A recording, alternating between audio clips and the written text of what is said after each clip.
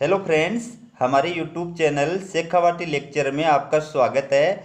चलिए प्रश्नों की शुरुआत करते हैं। आज का पहला क्वेश्चन है, चौहान राजवंश के निम्नलिखित शासकों को उनके काल क्रमानुसार व्यवस्थित कीजिए। ये चौहान राजवंश के 4 शासक दिए हुए हैं, तो आपको काल क्रम के अनुसार इनको व्यवस्थित करके बताना है कि सबसे पहले किस शासक ने शासन किया था, उसके बाद किसने, उसके बाद किसने। ठीक है, तो देखिए इसका जो सही उत्तर है वो होगा डी, पहला, दूसरा, तीसरा, चौथा। यानी सबसे पहले जो शासक थे चौहान राजवंश के वो पृथ्वीराज प्रथम थे, उसके बाद अजयराज आएंगे, उसके बाद अर्णोराज आएंगे और उसके बाद आएंगे विग्रहराज चतुर्थ। अब देखिए दोस्तों, चौहान वंश के बारे में मैंने पूरी जानकारी आपको प्रदान की है। सबसे पहले देखेंगे हम चौहानों की उत्पत्ति के संबंध में विभिन्न मत, एग्जाम में बहुत बार पूछे जाते हैं दोस्तों ये। तो देखिए चौहानों की उत्पत्ति के बारे में अग्निकुंड से उत्पत्ति वाला मत किनका है? अग्निकुंड से उत्पत्ति पृथ्वीराज रासो, मोहनोत नैनसी और सूर्यमल मिश्रण ने चौहानों की उत्पत्ति अग्निकुंड से बताई है। ठीक है, फिर है सूर्यवंशी। चौहानों को सूर्यवंशी किन किन लोगों ने बताया है? हमीर महाकाव्य के लेखक नयनचंद्र सूरी, पृथ्वीराज विजय के लेखक जयानक, हमीर रासों के लेखक जोधराज तथा प्रसिद्ध इतिहासकार गौरीशंकर ओझा आदि चौहानों को सूर्यवंशी मानते हैं। अब देखो इन लाइनों में कितने क्वेश्चन आ गए दोस्तों। आपको ये लेखक और उनकी पुस्तकों के नाम भी जो है याद रखने पड़ेंगे। हमीर महाकाव्य के लेखक कौन है? नयनचंद्र सूरी। पृथ्वीराज विजय के लेखक कौन है? जयानक। हमीर रासों के लेखक कौन है? जोधराज। ये सभी एग्जामों के अंदर आए हुए क्वेश्चन है दोस्तों। ठीक है, तो इनके लेखकों के नाम भी आपको याद रखने हैं। फिर है विदेशी। तो विदेशी कौन लोग मानते हैं? देखिए इतिहासकार कर्नल जेम्स टोड और डॉक्टर वी.ए. स्मिथ ने चौहानों को विदेशी माना है। ठीक है, याद रखना, कर्नल जेम्स टोड ने चौहानों की उत्पत्ति किससे मानी है? विदेशियों से। इसके बाद देखिए ब्राह्मण की चौहानों की उत्पत्ति के बारे में ब्राह्मण जो मत है वो किन लोगों का है? वो है इतिहासकार डॉक्टर दशरथ शर्मा ने बिजोलिया शिलालेख के आधार पर चौहानों को ब्राह्मण वंश से उत्पन्न माना है। याद रखना चित्र है, इतिहासकार डॉक्टर दशरथ शर्मा ने इनको क्या माना है? ब्राह्मणों से उत्पन्न माना है। किस शिलालेख के आधार पर? बिजोलिया शिलालेख के आधार पर। ठीक है, फिर चंद्रवंशी, हांसी शिलालेख और अचलेश्वर मंदिर का लेख में चौहानों को चंद्रवंशी बताया गया है। याद रखना, किस शिलालेख में चौहानों को चंद्रवंशी बताया गया है? हांसी शिलालेख में। किस मंदिर के लेख में चौहानों को चंद्रवंशी बताया गया है? अचलेश्वर मंदिर के लेख में। तो चौहानों की उत्पत्ति के संबंध में जितने भी मत हैं वो मैंने सारे आपके सामने लिख दिए, ये आप आराम से चित्र याद कर लो। अब देखिए चौहान राजवंश, चौहानों का मूल स्थान जांगल देश में सांभर के आसपास सपादलक्स क्षेत्र को माना जाता है। याद रखना, एग्जाम में आएगा क्वेश्चन है, चौहानों का मूल स्थान किसको माना जाता है? जांगल देश के पास में जो सांभर था उसको, सांभर को ही प्राचीन काल में सपादलक्स कहा जाता था। ठीक है, और इनकी प्रारंभिक राजधानी अहिछत्रपुर थी। अहिछत्रपुर किसका प्राचीन नाम है? नागौर का। ठीक है, फिर बिजोलिया शिलालेख के अनुसार सपादलक्स के चौहान वंश का संस्थापक वासुदेव चौहान को माना जाता है। याद रखना, चौहान वंश का संस्थापक किसको माना जाता है? वासुदेव चौहान को या वासुदेव चहमान को। और किस शिलालेख के अनुसार? तो आएगा बिजोलिया शिलालेख के अनुसार। तो इसने 551 ईस्वी के आसपास इस वंश का शासन प्रारंभ किया था। बिजोलिया शिलालेख के अनुसार सांबर झील का निर्माण भी वासुदेव चौहान ने ही करवाया था। ठीक है, प्रारंभ में चौहान गुज्जर प्रतिहारों के साथ सामंत थे। याद रखना, प्रारंभ में चौहान किन के सामंत थे? गुज्जर प्रतिहारों के सामंत थे। परंतु चौहान शासक गुवक प्रथम ने चौहानों के एक स्वतंत्र शासन की स्थापना की थी। याद रखना, चौहानों के स्वतंत्र शासन की स्थापना किसने की थी? गुवक प्रथम ने। ठीक है, उसने ही हर्षनाथ के मंदिर का निर्माण करवाया था जो चौहानों का इष्ट देव था। ठीक है, अब इसमें 2 क्वेश्चन बन गए कि चौहानों के इष्ट देव कौन थे? हर्षनाथ। फिर चौहानों के इष्ट देव हर्षनाथ का मंदिर कहाँ पर स्थित है? तो हर्ष की पहाड़ी सीकर में स्थित है। अब अगला क्वेश्चन देखिए, सूची 1 व सूची 2 का मिलान कीजिए तथा प्रयोग किए गए कूट के आधार पर दी गई सूची में से सही उत्तर का चयन कीजिए। देखिए एक तरफ दे रखी है सूची फर्स्ट, दूसरी तरफ दे रखी है सूची सेकंड। सूची फर्स्ट के नीचे जो लेखक हैं उनके नाम दिए हुए हैं और सूची सेकंड के नीचे उनके द्वारा लिखित पुस्तकों के नाम हैं। तो आपको इनको सही सुमेलित करना है और फिर नीचे दिए गए जो ऑप्शन है उनके अंदर से बताना है कि कौन सा सही जो है सुमेलित है। ठीक है, देखिए कर्णिदान के द्वारा जो लिखित पुस्तक है उसका नाम है सूरज प्रकाश। ठीक है, ब। फिर मूणोत नैन सिंह के द्वारा लिखित पुस्तक का नाम है मारवाड़ रा प्रगनारी विगत यानी ए। फिर श्यामलदास द्वारा लिखित पुस्तक का नाम है वीर विनोद, ठीक है, यानी द। और फिर है सूर्यमल मिश्रण द्वारा लिखित पुस्तक का नाम है वंश भास्कर यानी स। तो इसका सही जो उत्तर होगा वो होगा 3 नंबर का ब ए द स। ठीक है, अब देखिए दोस्तों ये चारों जो लेखक है इनके बारे में मैंने विस्तार से आपको जानकारी प्रदान कर दी है। एग्जाम में कहीं से भी इनसे रिलेटेड कोई भी क्वेश्चन है आपका गलत नहीं होगा।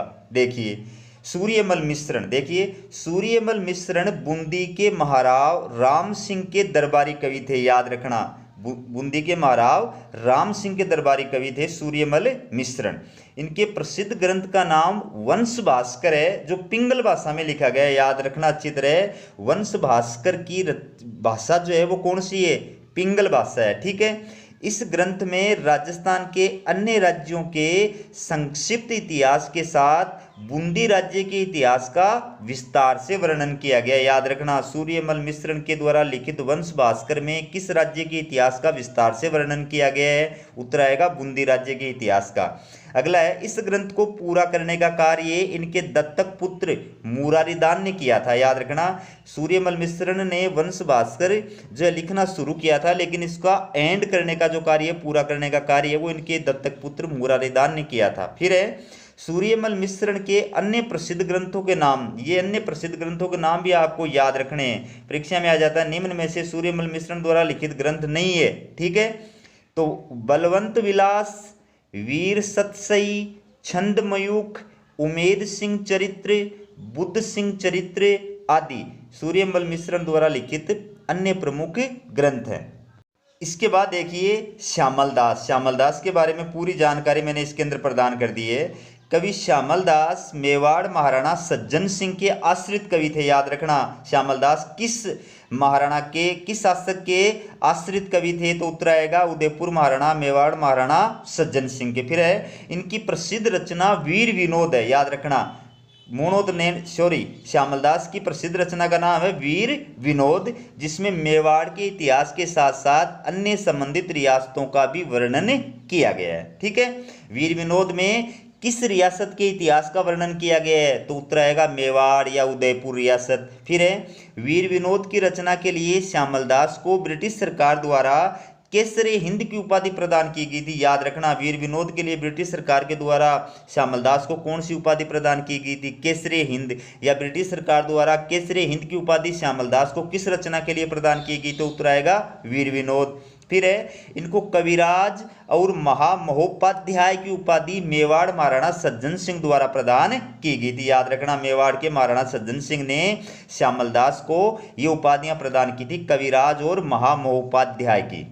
इसके बाद देखिए मूणोत नैणसी। दोस्तों मूणोत नैणसी के बारे में पूरी जानकारी मैंने प्रदान कर दी है। देखिए नैणसी जोधपुर के महाराजा जसवंत सिंह प्रथम के दरबारी कवि और चारण थे। याद रखना मूणोत नैणसी किस शासक के दरबारी कवि थे? तो आएगा जोधपुर के महाराजा जसवंत सिंह प्रथम के।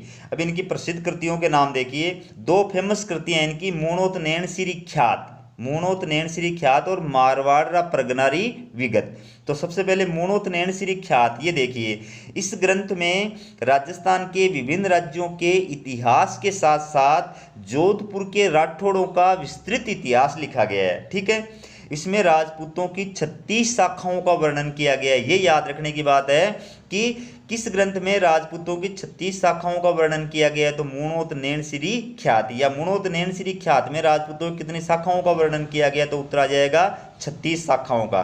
फिर आएगा मारवाड़ रा प्रगनारी विगत। देखिए इस ग्रंथ में तत्कालीन समय के सभी परगनों की आमदनी, भूमि की किस्में, फसलें, सिंचाई के साधन, आबादी आदि का वर्णन किया गया है। ठीक है, इस ग्रंथ को राजस्थान का गजेटियर कहा जाता है। याद रखना बहुत इंपॉर्टेंट है। किस ग्रंथ को राजस्थान का गजेटियर कहा जाता है? मारवाड़ प्रगनारी विगत। ठीक है, मुंशी देवी प्रसाद ने मूणोत नैणसी को राजपूताने का अबुल फजल कहा है। ये भी इंपॉर्टेंट क्वेश्चन है, एग्जामों में पूछे जाते हैं दोस्तों। एक क्वेश्चन है कि राजपूताने का अबुल फजल किसको कहा जाता है? मूणोत नैणसी को। मूणोत नैणसी को राजपूताने का अबुल फजल किसने कहा है? मुंशी देवी प्रसाद ने। ठीक है, अब देखिए कर्णिदान। देखिए कर्णिदान जोधपुर के शासक अभय सिंह राठौड़ के दरबारी विद्वान थे। याद रखना, कर्णिदान किस शासक के दरबारी विद्वान थे? जोधपुर के शासक अभय सिंह राठौड़। कई बार शासक का नाम भी पूछ लेता है, कई बार केवल राज्य का नाम पूछ लेता है। ठीक है, इनके द्वारा लिखित प्रसिद्ध ग्रंथ का नाम सूरज प्रकाश है। याद रखना चित्र है। इस ग्रंथ में कवि कर्णिदान ने जोधपुर के राठौड़ वंश के प्रारंभ से लेकर महाराजा अभय सिंह के समय तक की घटनाओं का वर्णन किया है। ठीक है, अब अगला क्वेश्चन देखिए। नृत्य शैली जो ग्रासिया जनजाति से संबंधित नहीं है। नृत्य शैली जो ग्रासिया जनजाति से संबंधित नहीं है। ऑप्शन देखिए, वालर, मांदल, गौरी, लूर। ये चारों नृत्य शैली हैं। अब इनमें से ग्रासिया जनजाति से संबंधित कौन सी नृत्य शैली नहीं है? तो दोस्तों इसका सही उत्तर होगा सी, गौरी। अब देखिए दोस्तों, ग्रासिया जनजाति और उसके बारे में, उसके नृत्यों के बारे में पूरी जानकारी मैंने इसमें प्रदान की है। देखिए आप, मीणा और भिल्लों के बाद राजस्थान का तीसरा सबसे बड़ा जनजाति समूह ग्रासिया जनजाति का है। ठीक है, ग्रासिया मुख्य रूप से दक्षिण राजस्थान के सिरोही, उदयपुर, डूंगरपुर, बांसवाड़ा और पाली जिलों के पहाड़ी क्षेत्रों में निवास करते हैं। ये भी याद रखना। फिर ग्रासिया जनजाति के गांव पाल कहलाते हैं। ग्रासिया जनजाति के गांव क्या कहलाते हैं? पाल कहलाते हैं। अब ग्रासिया जनजाति के प्रमुख नृत्य देखिए। पहला है वालर नृत्य। ठीक है, वालर नृत्य के बारे में देखिए। स्त्री पुरुषों द्वारा किए जाने वाला वालर ग्रासियाओं का प्रसिद्ध नृत्य है। वालर नृत्य स्त्री और पुरुष दोनों के द्वारा किया जाता है। ठीक है, ये नृत्य धीमी गति का है तथा इसमें किसी वाद्य यंत्र का प्रयोग नहीं किया जाता है। बहुत इंपॉर्टेंट है, किस नृत्य में वाद्य यंत्र का प्रयोग नहीं किया जाता है? वालर नृत्य। वालर नृत्य किस जनजाति का है? ग्रासिया जनजाति का है। इसके बाद दूसरा नृत्य देखिए, मांदल नृत्य। ठीक है, ये मांगलिक अवसरों पर ग्रासिया महिलाओं द्वारा किया जाने वाला नृत्य है। ठीक है, इसमें पुरुष भाग नहीं लेते हैं। इस नृत्य पर गुजराती के गरबा नृत्य का प्रभाव है। ग्रासियाओं के किस नृत्य पे? गुजराती के गरबा नृत्य का प्रभाव उतराएगा, मांदल नृत्य। ठीक है, उसके बाद तीसरा नृत्य देखिए, लूर नृत्य। ये नृत्य वर पक्ष द्वारा वधु पक्ष से रिश्ते की मांग के समय महिलाओं द्वारा किया जाता है। याद रखना, लूर नृत्य ग्रासियाओं का नृत्य है। ये केवल महिलाओं के द्वारा किया जाता है। ये किस समय किया जाता है? जब लड़के की सगाई करने के लिए लड़की के घर पे जाया जाता है, उस वक्त पर यह गीत गाया जाता है। फिर चौथा नृत्य जवारा नृत्य। ये क्या होता है? देखिए, ये होली दहन के पूर्व उसके चारों ओर घेरा बनाकर ढोल के गहरे घोष के साथ ग्रासिया स्त्री पुरुषों द्वारा किया जाने वाला सामूहिक नृत्य है। तो जवारा नृत्य क्या है? ये होलिका जो दहन होता है, उस होलिका दहन के जस्ट पहले जो ग्रासिया स्त्री और पुरुष होते हैं वो चारों ओर घेरा बना लेते हैं और फिर जो ढोल होता है उसके ऊपर थाप लगाते हैं और उसके साथ साथ नृत्य करते हैं। तो ये एक सामूहिक नृत्य है जो स्त्री और पुरुष दोनों के द्वारा किया जाता है। दोस्तों मैं आपको ये भी बता दूं कि इसका ऑप्शन जो है गौरी नृत्य क्यों नहीं आएगा, क्योंकि गौरी नृत्य ग्रासियों का नृत्य नहीं है बल्कि ये भीलों का नृत्य है। ठीक है, अब अगला क्वेश्चन देखिए। कंपनी अधिकारी जिसकी 1857 की क्रांति के दौरान कोटा में हत्या कर दी गई थी। याद रखना, कोटा में किस कंपनी अधिकारी की क्रांति के दौरान हत्या की गई थी? ऑप्शन है colonel Abbott, captain Sowers, major Burton, captain Monk Mason. दोस्तों इसका सही उत्तर है सी, मेजर बर्टन। दोस्तों बहुत बार बहुत एग्जामों के अंदर ये क्वेश्चन आया हुआ है। अब देखिए पूरी जानकारी मैंने आपके सामने प्रदान कर दी है। एक क्वेश्चन के साथ आपके पता नहीं कितने क्वेश्चन तैयार हो रहे हैं। देखिए 1857 की क्रांति के समय राजस्थान का एजीजी का फुल फॉर्म होता है agent to the governor general. ठीक है, तो कौन था? पैट्रिक लॉरेंस था और भारत का गवर्नर जनरल था लॉर्ड कैनिंग। ठीक है, फिर है राजस्थान में 1857 का विद्रोह है।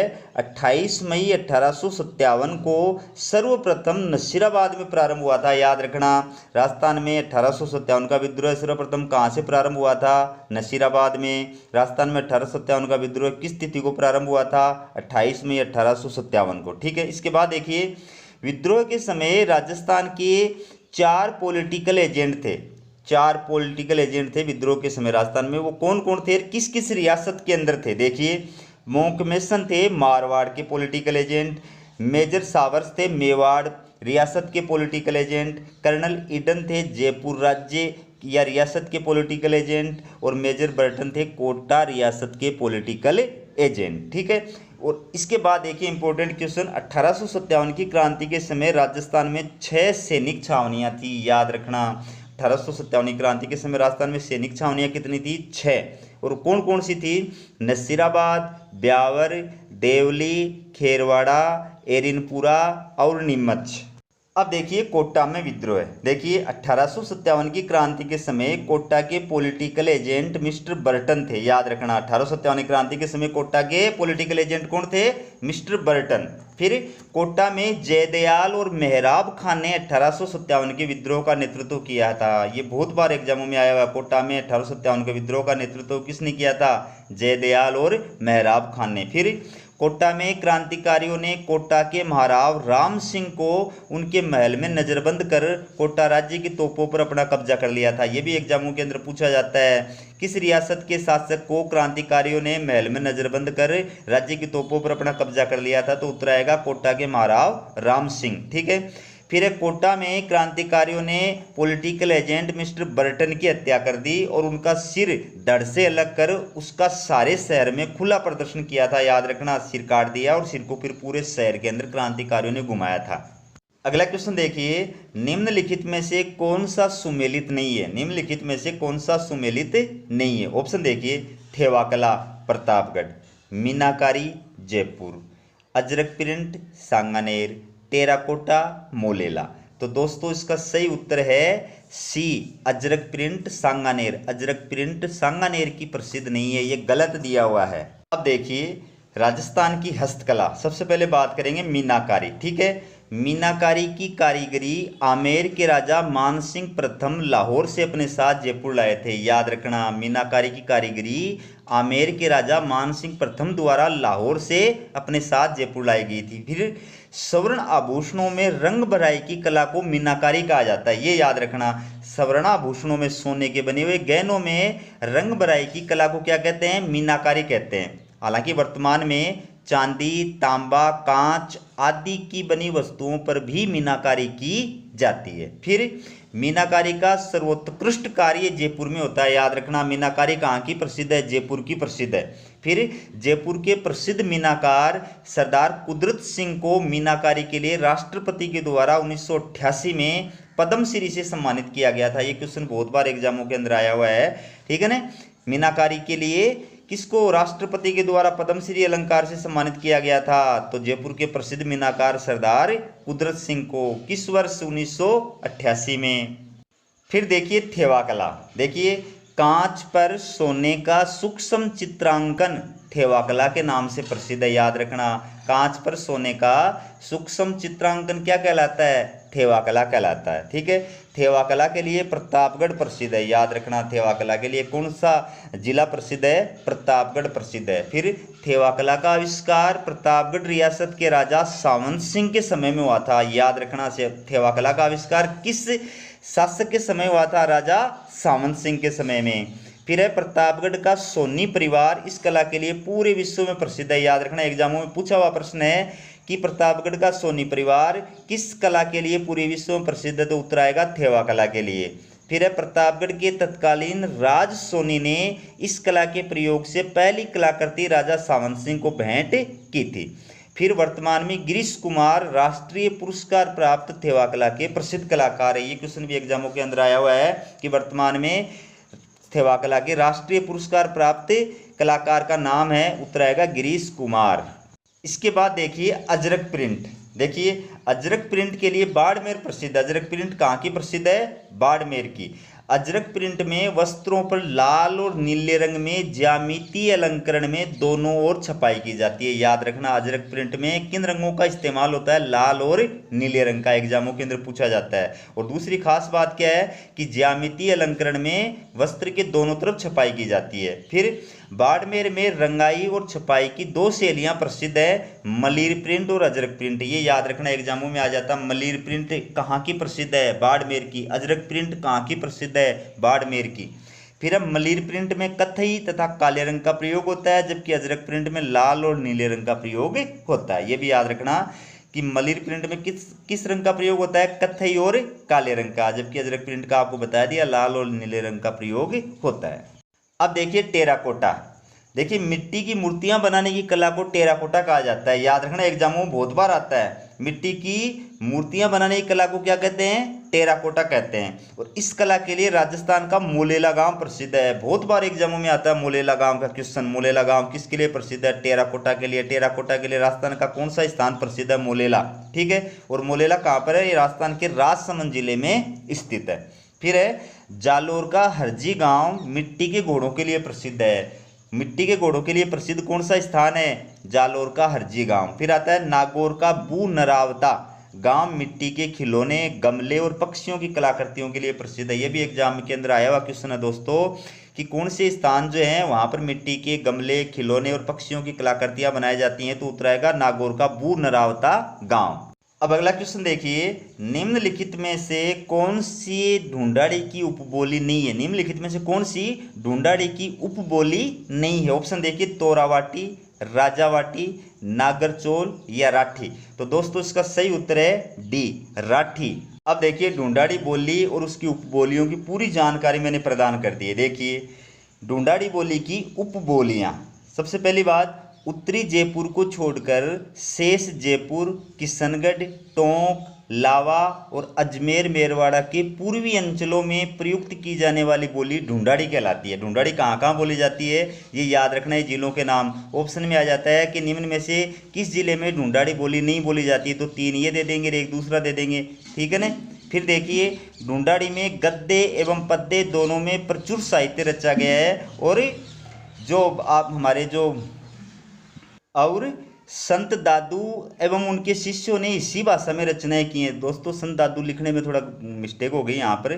तो संत दादू दयाल जो थे उनकी रचनाओं की भाषा क्या है? उत्तर आएगा ढूंढाड़ी। बहुत इंपॉर्टेंट क्वेश्चन एग्जाम के अंदर आया हुआ क्वेश्चन है दोस्तों। फिर है ढूंढाड़ी बोली को जयपुरी या झारसाई भी कहते हैं। याद रखना, ढूंढाड़ी बोली को अन्य किस नाम से जाना जाता है? जयपुरी या झारसाई। ठीक है। इस बोली का प्राचीनतम उल्लेख 18वीं सदी के 8 देश गुजरी पुस्तक में हुआ है। एग्जाम के अंदर आया हुआ क्वेश्चन है, ढूंढाड़ी बोली का सबसे प्राचीनतम उल्लेख किस पुस्तक में किया गया है? 8 देश गुजरी पुस्तक में किया गया है। अब देखिए ढूंढाड़ी की प्रमुख बोलियां। ढूंढाड़ी की प्रमुख बोलियां कौन कौन सी हैं? हाड़ौती, अहिरवाटी, मेवाती, रागड़ी और मालवी। ये नाम आपको याद रखने पड़ेंगे। क्वेश्चन आ सकता है, 4 ऑप्शन दे देंगे, 3 इसके नाम दे देंगे, एक दूसरे का नाम दे देंगे तो गड़बड़ हो जाएगा। ठीक है ना। तो हाड़ौती की प्रमुख बोलियां कौन कौन सी हैं? ढूंढाड़ी की प्रमुख बोलियां कौन कौन सी हैं? हाड़ौती, अहिरवाटी, मेवाती, रागड़ी और मालवी। फिर है ढूंढाड़ी की प्रमुख उपबोलियां। ठीक है। तो उपबोलियां कौन कौन सी हैं? तोरावाटी, राजावाटी, चौरासी, नागरचोल, किशनगढ़ी, अजमेरी और काठेड़ी। ये ढूंढाड़ी की प्रमुख उपबोलियां हैं। तो दोस्तों कितनी अच्छी जानकारी आपको मैंने प्रदान कर दी है। अब अगला क्वेश्चन देखिए, उस नेता को पहचानिए जो जयपुर प्रजामंडल में सक्रिय नेता नहीं था। उस नेता को पहचानिए जो जयपुर प्रजामंडल में सक्रिय नेता नहीं था। ऑप्शन देखिए, रामकरण जोशी, दौलतमल भंडारी, प्रयागराज भंडारी या देवी शंकर तिवारी। तो दोस्तों इसका सही उत्तर है सी, प्रयागराज भंडारी। प्रयागराज भंडारी जो थे इनका संबंध जयपुर प्रजामंडल से नहीं है। अब देखिए जयपुर प्रजामंडल के बारे में मैंने पूरी जानकारी आपको प्रदान कर दी है। एग्जाम की दृष्टि से बहुत बहुत इंपॉर्टेंट है। देखिए जयपुर प्रजामंडल की स्थापना 1931 में जमनलाल बजाज तथा कपूरचंद पाटनी के प्रयासों से की गई थी, याद रखना।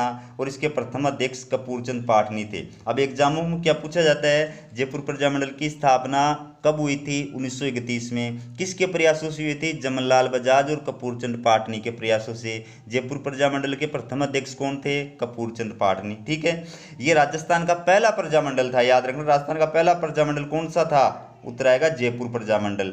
फिर है 1936-37 में सेठ जमन्नालाल बजाज की प्रेरणा से जयपुर प्रजामंडल का पुनर्गठन किया गया और चिरंजी लाल मिश्रा को प्रजामंडल का अध्यक्ष बनाया गया। ये भी एग्जाम हुई थी, उसके अंदर एक क्वेश्चन आया था दोस्तों कि 1936-37 में जयपुर प्रजामंडल का पुनर्गठन करके उसका अध्यक्ष किसको बनाया गया था, चिरंजी लाल मिश्रा को।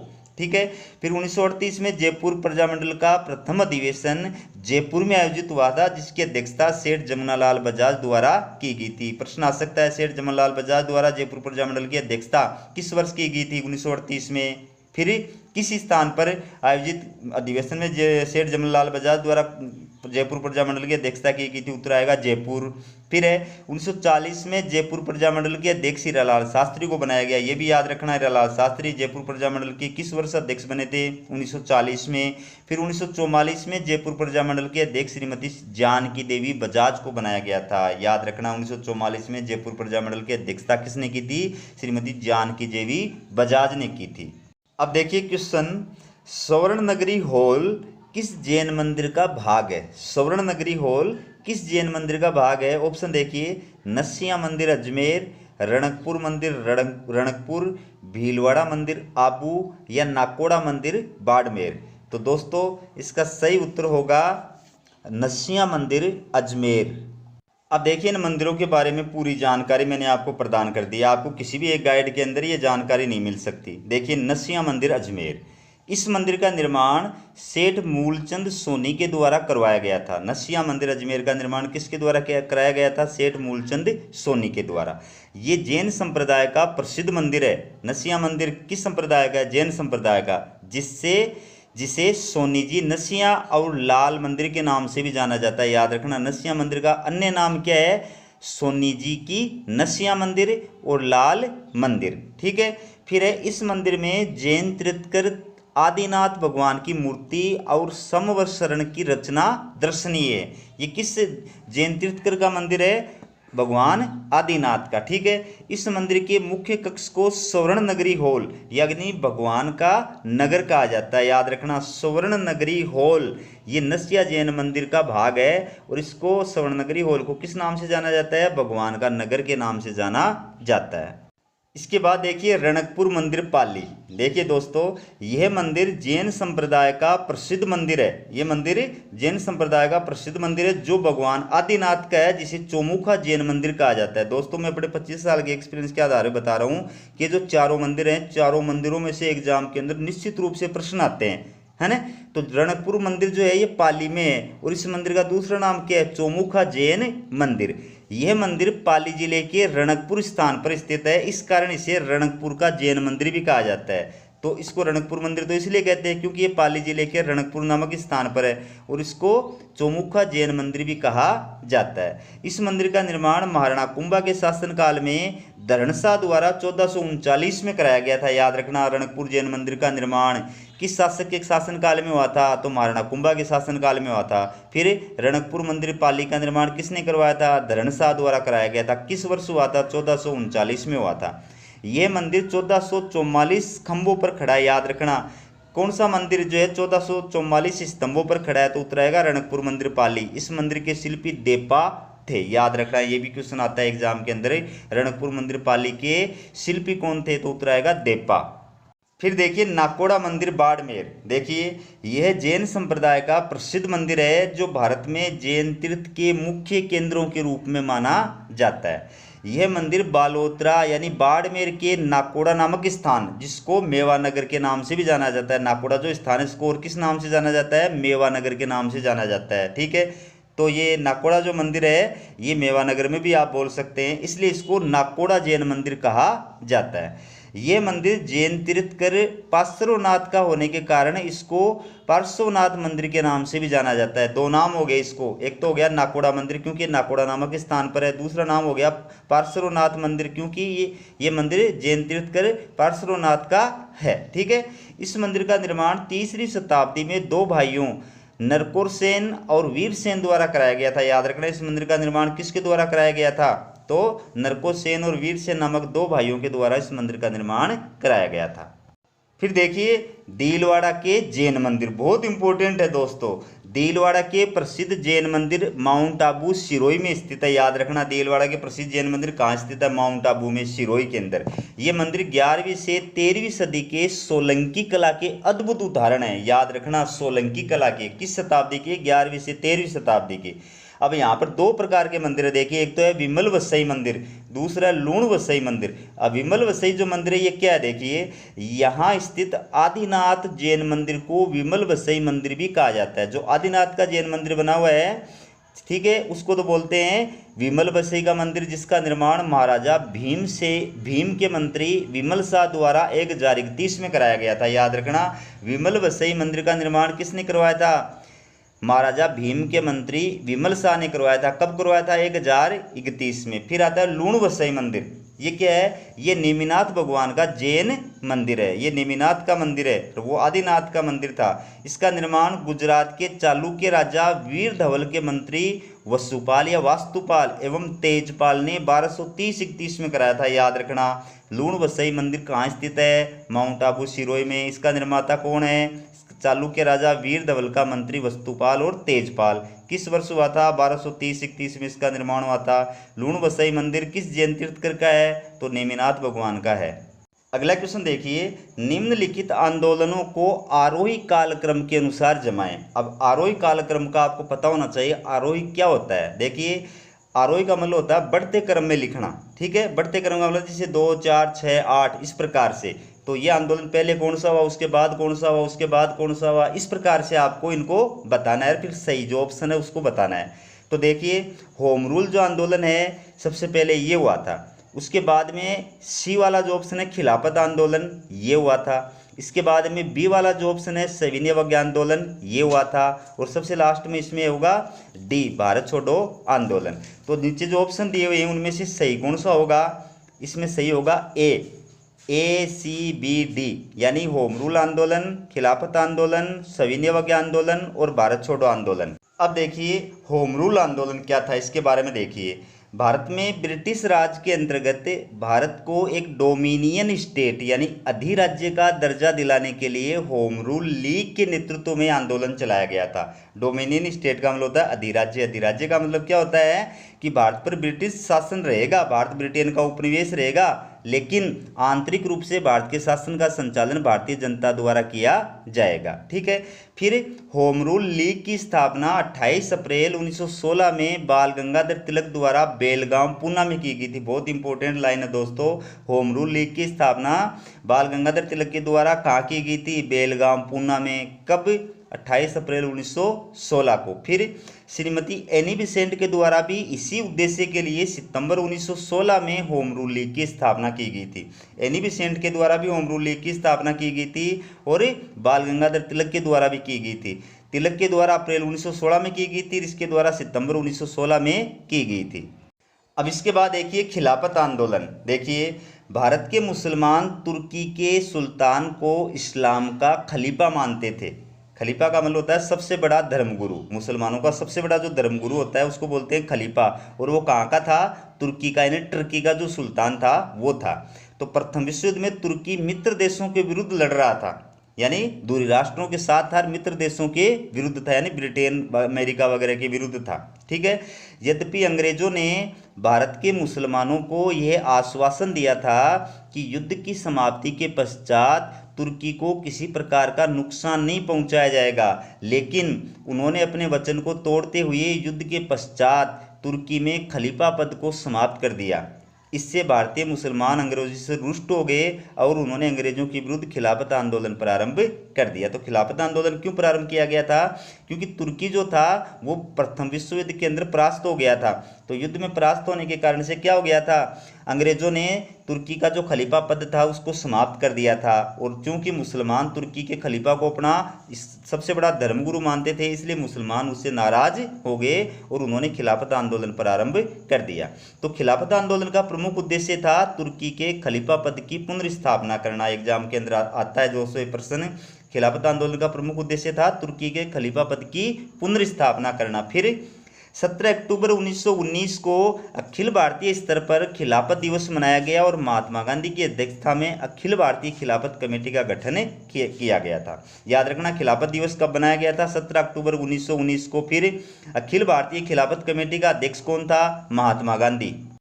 अब देखिए असहयोग आंदोलन। देखिए सितंबर 1920 में लाला लाजपत राय की अध्यक्षता में आयोजित कोलकाता कांग्रेस के विशेष अधिवेशन में असहयोग आंदोलन संबंधी प्रस्ताव पारित किया गया था। इसके बाद दिसंबर 1920 में सी विजय राघवाचारी की अध्यक्षता में आयोजित कांग्रेस के नागपुर अधिवेशन में पुनः ऐसे आंदोलन के प्रस्ताव को भारी बहुमत से स्वीकृत किया गया था।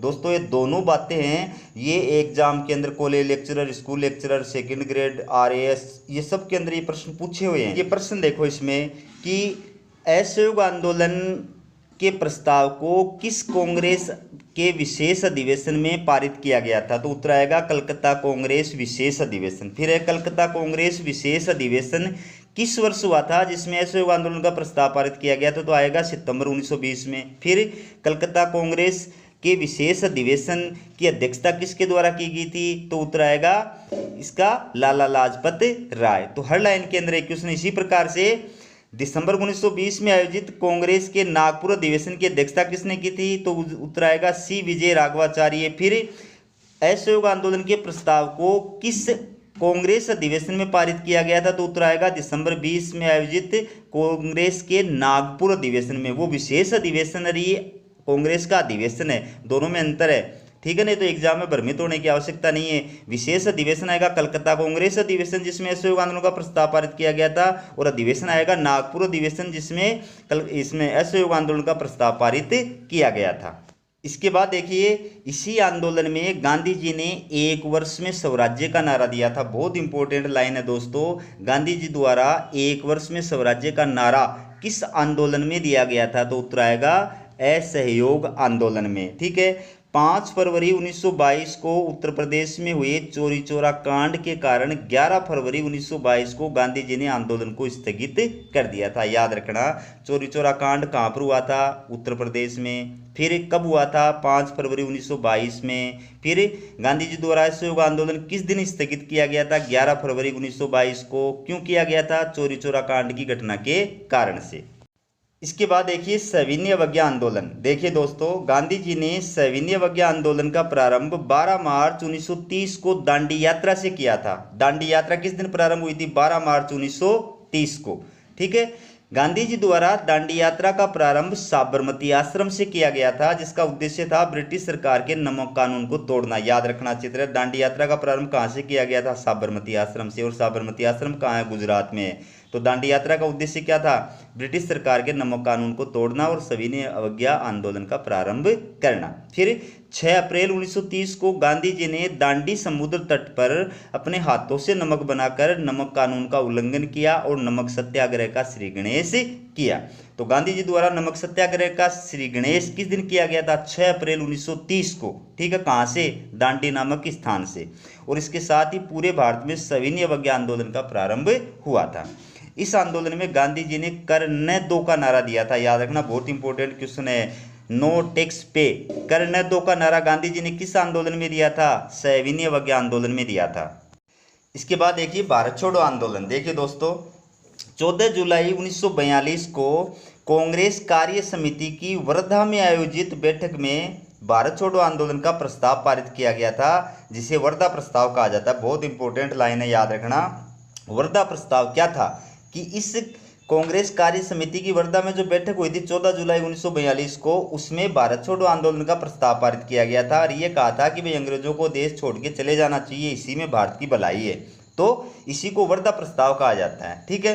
फिर 8 अगस्त 1942 को अबुल कलाम आज़ाद की अध्यक्षता में आयोजित कांग्रेस के मुंबई अधिवेशन में भारत छोड़ो आंदोलन का प्रस्ताव पारित किया गया था? वो था कांग्रेस कार्यकारिणी समिति के अंदर प्रस्ताव था और ये कांग्रेस के अधिवेशन में, भ्रमित होने की आवश्यकता नहीं है, ठीक है। तो भारत छोड़ो आंदोलन का प्रस्ताव किस अधिवेशन में पारित हुआ था? मुंबई अधिवेशन में। मुंबई अधिवेशन में किस दिन पारित हुआ था? 8 अगस्त 1942 को। मुंबई अधिवेशन की अध्यक्षता किसने की थी? अबुल कलाम आजाद ने की थी, ठीक है। भारत छोड़ो आंदोलन का प्रारंभ 9 अगस्त 1942 को हुआ था, याद रखना, बहुत इंपॉर्टेंट लाइन है। भारत छोड़ो आंदोलन किस दिन प्रारंभ हुआ था? 9 अगस्त 1942 को। इसलिए 9 अगस्त को क्रांति दिवस के रूप में मनाया जाता है तथा इसी कारण भारत छोड़ो आंदोलन को अगस्त क्रांति के नाम से भी जाना जाता है। क्रांति दिवस भी कहते हैं इसको और इसको अगस्त क्रांति भी कहते हैं, क्योंकि भारत छोड़ो आंदोलन 9 अगस्त को प्रारंभ हुआ था। इसके बाद में इस आंदोलन में गांधी जी ने 2 प्रसिद्ध नारे दिए थे, करो या मरो और अंग्रेजों भारत छोड़ो। 2 नारे, करो या मरो और अंग्रेजों भारत छोड़ो, ये नारे जो है गांधी जी द्वारा किस आंदोलन में दिए गए थे? भारत छोड़ो आंदोलन में। तो दोस्तों हमारा ये वीडियो आपको कैसा लगा कमेंट करके ज़रूर बताएं।